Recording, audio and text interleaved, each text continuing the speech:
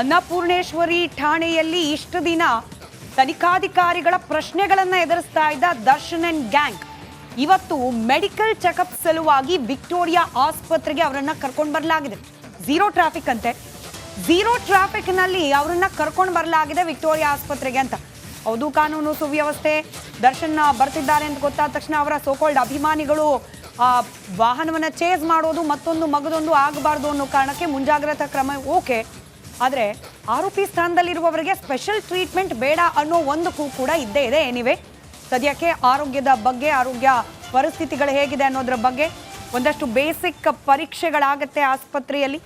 Republic ಕನ್ನಡಕ್ಕೆ ಆಸ್ಪತ್ರೆಯೊಳಗೆ ಕರೆದೊಯ್ಯುವ exclusive ದೃಶ್ಯ ಲಭ್ಯವಾಗಿದೆ.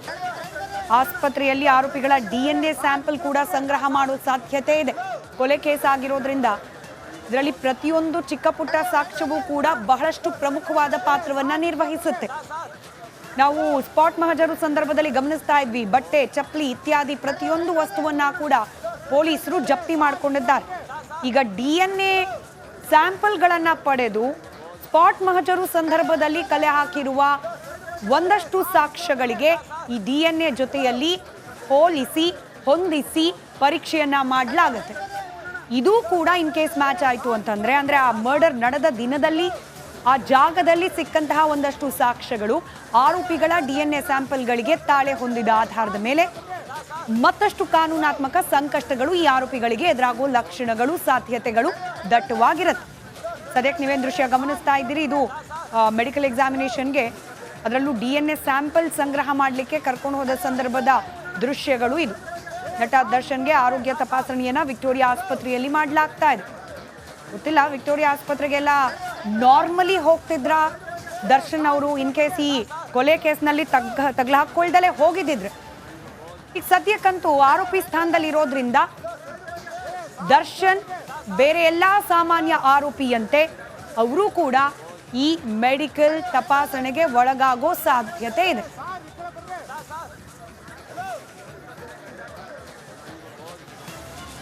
ಮತ್ತಷ್ಟು ಡೀಟೇಲ್ಸ್ ಸ್ಥಳದಿಂದ ನಮ್ಮ ಪ್ರತಿನಿಧಿ ನಾಗೇಂದ್ರ ಬಾಬು ನೀಡ್ತಾ ಹೋಗ್ತಾರೆ, ನೇರ ಸಂಪರ್ಕದಲ್ಲಿದ್ದಾರೆ. ನಾಗೇಂದ್ರ ಬಾಬು, ವಿಕ್ಟೋರಿಯಾದಲ್ಲಿ ಸದ್ಯಕ್ಕೆ ದರ್ಶನ್ ಅವರಿಗೆ ಮೆಡಿಕಲ್ ಎಕ್ಸಾಮಿನೇಷನ್, ಅದರಲ್ಲೂ DNA ಸ್ಯಾಂಪಲ್ ಸಂಗ್ರಹ ಮಾಡೋ ಸಾಧ್ಯತೆ ಕೂಡ ಇದೆ ಅಂತ ಹೇಳಲಾಗ್ತಾ ಇದೆ. ಬೇರೆನೆಲ್ಲ ಡೀಟೇಲ್ಸ್ ಸಿಗ್ತಾ ಇದೆ ನಾಗೇಂದ್ರ ಬಾಬು? ಸ್ಮಿತಾ, ಒಟ್ಟು ಈಗ 10 ಜನ ಆರೋಪಿಗಳ DNA ಸ್ಯಾಂಪಲ್ ಅನ್ನ ಕಲೆಕ್ಟ್ ಮಾಡೋದಕ್ಕೆ ಪೊಲೀಸರು ಮುಂದಾಗಿರೋದು. ಪ್ರಮುಖವಾಗಿ A1 ಆರೋಪಿ ಪವಿತ್ರ ಗೌಡ DNA ಸ್ಯಾಂಪಲ್ ಈಗ ಆಲ್ರೆಡಿ ಅದನ್ನ ಕಲೆಕ್ಟ್ ಮಾಡ್ಕೊಂಡಿರುವ ಬಗ್ಗೆ ಮಾಹಿತಿ ಕೂಡ ಲಭ್ಯವಾಗಿದೆ. ಉನ್ನತ ಮೂಲಗಳಿಂದ ಮಾಹಿತಿ ಸಿಕ್ಕಿದೆ. ಈಗಷ್ಟೇ ದರ್ಶನ್ ಅನ್ನ ಕರೆದುಕೊಂಡು ಬಂದಿರುವಂತಹ ಪೊಲೀಸರು ಈ ಪ್ರಕರಣದಲ್ಲಿ A2 ಆರೋಪಿ ಆಗಿರುವಂತಹ ದರ್ಶನ್ ಕೂದಲು ಹಾಗೂ ರಕ್ತದ ಮಾದರಿಯನ್ನು ಕೂಡ ಕಲೆಕ್ಟ್ ಮಾಡಿಕೊಂಡು ಆ ಮೂಲಕ ಸ್ಥಳದಲ್ಲಿ ಪತ್ತೆಯಾಗಿರುವಂತಹ ಒಂದಷ್ಟು ಸಾಕ್ಷ್ಯಗಳನ್ನ ಅದಕ್ಕೆ ಮ್ಯಾಚ್ ಮಾಡುವಂತ ಕೆಲಸವನ್ನ ಕೂಡ ಮಾಡ್ತಾರೆ. ಪ್ರಮುಖವಾಗಿ ಎಲ್ಲ ಆರೋಪಿಗಳನ್ನ ಕರೆದುಕೊಂಡು ಬಂದ ನಂತರ ಆಸ್ಪತ್ರೆಯ ಒಳಭಾಗದಲ್ಲಿ ಅಲ್ಲಿ ಪ್ರಮುಖವಾಗಿ ಬ್ಲಡ್ ಚೆಕಪ್ ಅನ್ನ ಮಾಡಲಾಗುತ್ತೆ, ಹೈಟ್ ಚೆಕಪ್ ಅನ್ನ ಮಾಡಲಾಗುತ್ತೆ, ವೇಟಿನ ಚೆಕಪ್ ಅನ್ನ ಕೂಡ ಮಾಡಲಾಗುತ್ತೆ. ಜೊತೆಗೆ ಪವಿತ್ರ ಗೌಡ ಜೊತೆಯಲ್ಲಿ 8 ಜನ ಆರೋಪಿಗಳನ್ನ ಕರೆದುಕೊಂಡು ಬಂದು ಮೊದಲಿಗೆ ಅವರ DNA ಸ್ಯಾಂಪಲ್ ಅನ್ನ ಕಲೆಕ್ಟ್ ಮಾಡಿಕೊಳ್ಳಲಾಗಿದೆ. ಈಗ ಕೆಲವೇ ಕ್ಷಣಗಳ ಹಿಂದೆ ಅಷ್ಟೇ ದರ್ಶನ್ ಅನ್ನ ಕೂಡ ಕರೆದುಕೊಂಡು ಬಂದು ದರ್ಶನ್ನ ಒಂದು ಹೈಟ್ ಮತ್ತೆ ವೆಯ್ಟ್ ಅನ್ನ ಕೂಡ ಚೆಕ್ ಮಾಡಿಕೊಳ್ಳೋದಕ್ಕೂ ಕೂಡ ಪೊಲೀಸರು, ಆದರೆ ವೈದ್ಯಕೀಯ ತಂಡ ಮುಂದಾಗಿದೆ. ಯಾಕಂದ್ರೆ ಈಗ ಸಿಕ್ಕಿರುವಂತಹ ಮಾಹಿತಿ ಪ್ರಕಾರ ದರ್ಶನ್ 3 ರಿಂದ 4 kg ಕಡಿಮೆ ಆಗಿದ್ದಾರೆ ಅನ್ನುವ ಮಾಹಿತಿ ಕೂಡ ಇದೆ. ಇನ್ನೊಂದು ಕಡೆ ಸ್ಮಿತಾ, ಒಂದು ಎಕ್ಸ್ಕ್ಲೂಸಿವ್ ದೃಶ್ಯವನ್ನ ಕೂಡ ನಮ್ಮ ವೀಕ್ಷಕರು ನಮ್ಮ ಸ್ಕ್ರೀನ್ ಮೇಲೆ ಗಮನಿಸಬಹುದು. ಅಂದ್ರೆ ಆಸ್ಪತ್ರೆ ಒಳಗಡೆ ಹೋಗ್ತಾ ಇರುವಂತಹ ಒಂದು ಎಕ್ಸ್ಕ್ಲೂಸಿವ್ ದೃಶ್ಯಾವಳಿ ಏನಿದೆ, ಆ ಒಂದು ದೃಶ್ಯಾವಳಿ ಹೋಗುವಂತ ಸಂದರ್ಭದಲ್ಲಿ ದರ್ಶನ್ ಸಂಪೂರ್ಣವಾಗಿ ಸೊರಗಿ ಹೋಗಿರುವಂತಹ ದೃಶ್ಯವನ್ನ ನಾವಿಲ್ಲಿ ಗಮನಿಸಬಹುದು. ಅಂದ್ರೆ ಪೊಲೀಸರು ಹೇಳುವಂತೆ ಸರಿಯಾಗಿ ಊಟ ತಿಂಡಿಯನ್ನ ಮಾಡ್ತಾ ಇಲ್ಲ ಅನ್ನುವ ಮಾಹಿತಿ ಕೂಡ ಇದೆ.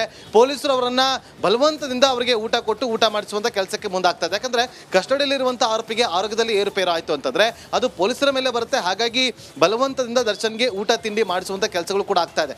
ಯಾಕೆಂತಂದ್ರೆ ದರ್ಶನ್ ಈಗ 3 ರಿಂದ 4 kg ಇಳಿದಿರುವ ಬಗ್ಗೆ ಮಾಹಿತಿ ಕೂಡ ಸಿಕ್ಕಿದ್ದು. ಪ್ರಮುಖವಾಗಿ ಈಗ ಇನ್ನೇನು ಕೆಲವೇ ಕ್ಷಣಗಳಲ್ಲಿ ಒಳಗಡೆ ದರ್ಶನ್ ಕೂದಲನ್ನ ಸ್ಯಾಂಪಲ್ ಪಡೆದುಕೊಳ್ಳಲಾಗುತ್ತೆ. ಪ್ರಮುಖವಾಗಿ ರಕ್ತದ ಮಾದರಿಯನ್ನು ಕೂಡ ವಶಕ್ಕೆ ಪಡೆದುಕೊಳ್ಳಲಾಗುತ್ತೆ. ಅಂದರೆ ಈ ಸ್ಯಾಂಪಲ್ಗಳನ್ನು FSLಗೆ ಕಳಿಸ್ಕೊಡ್ತಾರೆ ಸ್ಮಿತಾ. ಕಾರಣ ಇಷ್ಟೇ, ಘಟನೆ ನಡೆದಂಥ ಜಾಗದಲ್ಲಿ ಪತ್ತೆಯಾಗಿದ್ದಂಥ ಒಂದು ಬ್ಲಡ್ ಸ್ಯಾಂಪಲ್ ಏನಿದೆ, ಅಲ್ಲಿ ಪತ್ತೆಯಾಗಿರುವಂಥ ಕೂದಲುಗಳೇನಿದೆ, ಅದಕ್ಕೆ ಇವರದ್ದು ಮ್ಯಾಚ್ ಮಾಡಿ ನೋಡ್ತಾರೆ. ಒಂದು ವೇಳೆ ಮ್ಯಾಚ್ ಆಗಿದೆ ಆದರೆ ಸೈಂಟಿಫಿಕ್ ಎವಿಡೆನ್ಸ್ ಆಗಿ ಅದು ಸಿಗುತ್ತೆ, ಒಂದು ಪ್ರಬಲವಾದಂಥ ಸಾಕ್ಷಿ ಕೂಡ ಆಗುತ್ತೆ ಸ್ಮಿತಾ.